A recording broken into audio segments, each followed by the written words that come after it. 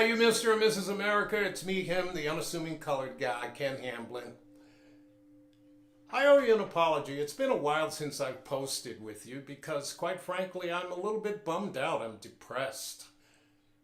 A while back, I allowed common sense to prevail and I took a look at what's happening along our southern border and I predicted that our border would be breached. None among us now can deny that. They're swarming across like locusts across a Kansas wheat field. And furthermore, even more insulting, in a place called Clinton, Texas, 2 members of the United States military, our armed forces, on the United States side of the border were disarmed by Mexican troops. That's right.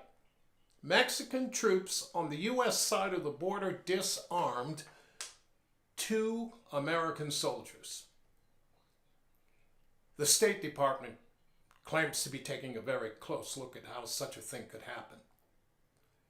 Meanwhile, back in Darktown, and by the way, for those of you who don't know why I use the term Darktown, I use it to make reference to our urban centers. Any urban centers where a cabal of black Democrat political officials hold sway. I use it because black genocide is prominent. Chicago, Washington, D.C., East St. Louis, Baltimore.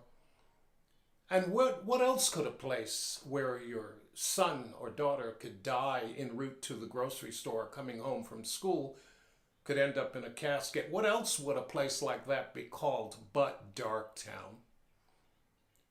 So deep in the bowels of Darktown, the cabal of Democrat candidates are now offering up the ultimate prize, reparations. Yes, a yowza, for all y'all folks out there who've been oppressed by white folks. Although that was generations back, you can't find a member of your family, no matter how illiterate and ignorant you may be, who can reach out and say, yes sir, I was a slave. It ain't gonna happen. It's not gonna happen. But the black swarm will be motivated and agitated to pull the Democrat lever in foolishness, in a foolishness that has continued to keep them in deprivation and poverty within the kill centers that we refer to as urban America. I also fret that maybe not enough of us are getting the message, aren't wise enough to see and understand where our country is going, whether it's Olivia Ocasio-Cortez or Bernie Sanders or Elizabeth Warren or Kamala Harris. They are pushing us towards socialism. That is their woody. It's what has their nipples hard. Are you going to catch on to it? Have you caught on to it? Will you just say no in November 2020? I pray to God that you will, that we all will.